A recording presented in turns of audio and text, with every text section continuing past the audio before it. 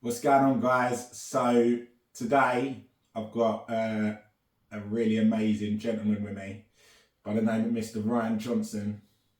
Now, for those of you who don't know, I started my kickboxing academy 13 years ago, and Ryan was one of the very first students in my very first class all that time ago. So I was handing out flyers at the local gym, and then this big character comes in through the door and he goes, "Rich, sign me up, I'm there, day one." And I was like, okay, everyone's saying that, everyone's taking flyers. He comes in and he's ready to rumble. And that was about 13 years ago, right? And we'll go on from there afterwards, but Ryan is a pretty incredible human being. I tell his story to a lot of people just because it's so inspiring. And he has kindly agreed when I hit him up. He was like, "Rich, I'm happy to share that with you." And it is motivational. It's everything you can aspire to as a martial artist. So where do you want to start from, big man? You go ahead. You want me to? You ask away. Okay, so obviously before Ryan started with me, he had just come out of hospital, right?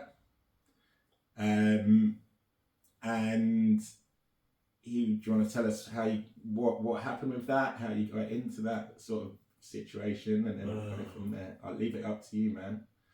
I know it's quite deep and personal. I had a car crash. 2002, September the 7th. And you're rolling with your brother, right? No, I was rolling with my two friends. friends at the time. Okay. And it was a pretty bad crash, unfortunately, right? Yeah.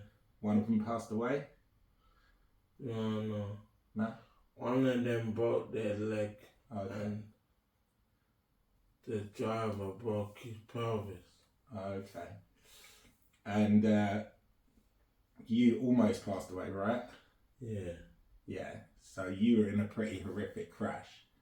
And it's next thing you're on life support in the hospital, right?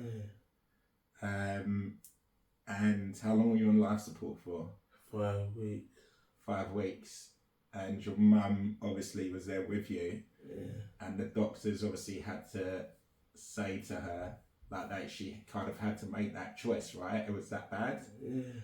That either they switched life machine support off because they didn't know obviously what your quality of life would be like, I'm guessing, afterwards. Yeah, they thought I was gonna be a vegetable. Yeah. So your mum was obviously there and she had to kind of make the decision, right? And she chose to obviously keep pushing, you know. And then you came out of life support, right? Yeah. Which is an amazing thing, you know. And I know that when I saw you, how much you weigh now? Do you know how much you weigh now? Roughly? Probably about, 11, 12 stone, something like that. I think at the time, you were pretty big, right? So after coming off all of that, you must have been about, 19 stone, 20 stone? You were huge, right? Obviously from not doing anything. And I remember in that first session, you were about 20 stone and you started on the pads with me. Do you remember that very first session? And literally I was showing Ryan how to throw a single punch. And I remember it clear as day. I'd hold my hands up and I told him to throw a jab. And obviously because of the car crash and everything, I'm guessing the reaction time from your brain obviously through to your hands just took a long time, right? Because he would stand there and he'd process it for a good 10 seconds and then he'd throw the punch. So it'd be processing, and then he'd throw it eventually. And that was day one, right? So it literally took him about 10 seconds after I called out to throw one punch, for him to then throw it and connect it on the pads, which at the time was a big achievement, right? So coming from what you come from. Yeah. And you carried on training every single week from there, right? And it's pretty unbelievable. Would you say it was like, did it help with your recovery? Obviously, part of it. Yeah. And yeah, how do you think it kind of helped you? Yeah. Just with the training and the stimulation and the muscles and getting back into, I'm guessing, where you were before the accident, right? Yeah. Well, I was young then. Yeah. So I'm a lot older now. Yeah. You still got it. Yeah. Still got that rocky fire that we used to talk about. But yeah, so after that first session, you kept training every single week, and I think you got to about 3.5 years later, then you achieved your black belt, right? Mm. So we called you Rocky, and we were like, right, that's going to be a big goal of yours. And by the time you were doing that, you were remembering boxing sequences, you were remembering long combinations, you were doing, what about those fitness sessions that we were doing? Do you remember every session he'd finish off with how many sit-ups and press-ups? About 250 press-ups, 250 sit-ups. Remember the wheel, that ab wheel? Yeah? Loads of work, because you had that fire, right? That you just wanted to get back into shape. Yeah? And then, after you got your black belt, you started doing more training at the local gym, yeah? And then, what's going on with the walking these days now? Yeah, I started off I built up my walking. Yeah, and now I walk. Every day? Yeah. How many miles is it? Just like 2 miles, do you reckon? Mile and a half? Yeah. Down to the local gym, yeah? Yeah. And do you train when you get there? Yeah, I used to. Yeah. But I don't go there no more. Okay, just getting the walking miles in, yeah? Yeah. It's pretty amazing to see, like, obviously, where the doctors obviously said, you know, you wouldn't make that full recovery, or they didn't know if you're going to make that full recovery. So now you got your, like, living on your own place and you're exercising every single day, right? So it shows that if you can do it, anyone can do it, right? Amen. Amen to that. So what do you think about it, like, personally, like, that, you know, that hunger inside of where you were and where you wanted to be? Like, can you explain that a bit? I'm not where I want to be now, but I'm getting there. Yeah. And it's a walking, you're a walking miracle, right? Yeah. And where do you want to be soon? So obviously going from... I want to be running for Cherry. Yeah. Yeah. Amazing. So so obviously you want to start doing that, but is that like marathons, you reckon? Or just raising money for... Just raising money for WaterAid, NHS PCC Lemon, that feeds young kids, and sightseers. I never knew that. You never told me all of that. Well, that just come to my mind like last year. Yeah.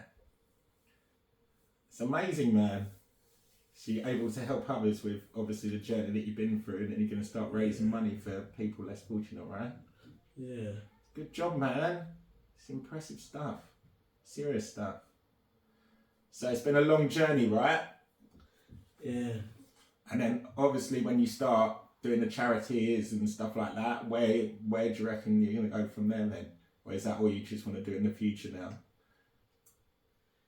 Yeah, that's my goal. It's incredible, man. So can you believe where you've come from to then where you're going, you know, in the sense of that you're now going to be helping others and saving other people's lives, you know, from yourself. Yeah. It's incredible, right? Yeah. It's a big achievement. Of course it is. And who done it? You. You didn't rely on anyone else. No. Come on. Come on. You know, this is the thing, like, if you can come back from being on, so to say, a life support machine to then running in charities and raising money for people all on your own, you know, you have that drive, you have the desire, you know, no one else can do it for you, can they? You know, you didn't rely on anyone, you know, you didn't make excuses, you know, you got the heart of a lion, right? Yeah, I've got my own drive. And it's powerful, right? That's it. Super powerful. That's incredible, man. I'm honestly super proud of you for where you've been and the journey you've been on and where you're going.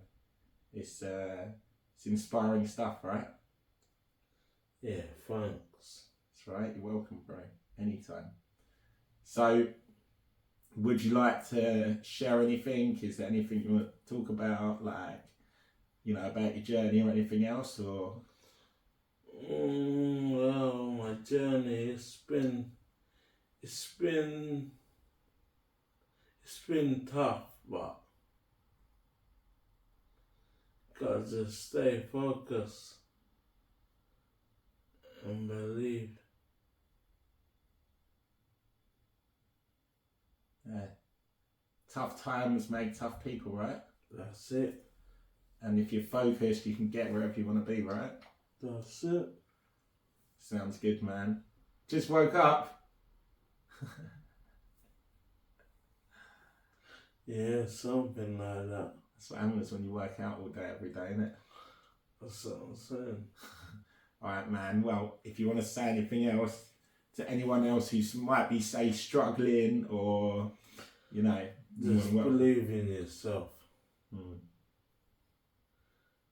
You get me one well better one day.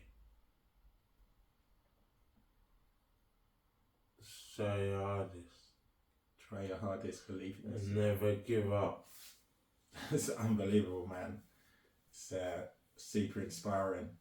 So, look, hopefully I'm going to come and see you at one of your marathons and, you know, see you raising loads of money for people in the future, so we'll catch up again soon. That's it. And see you doing your thing, yeah? Yeah. It's inspiring, man. Look, thanks for jumping on the pod. Sweet. I appreciate it, bro. And bless. super proud of you, okay? So, catch you guys at the next pod.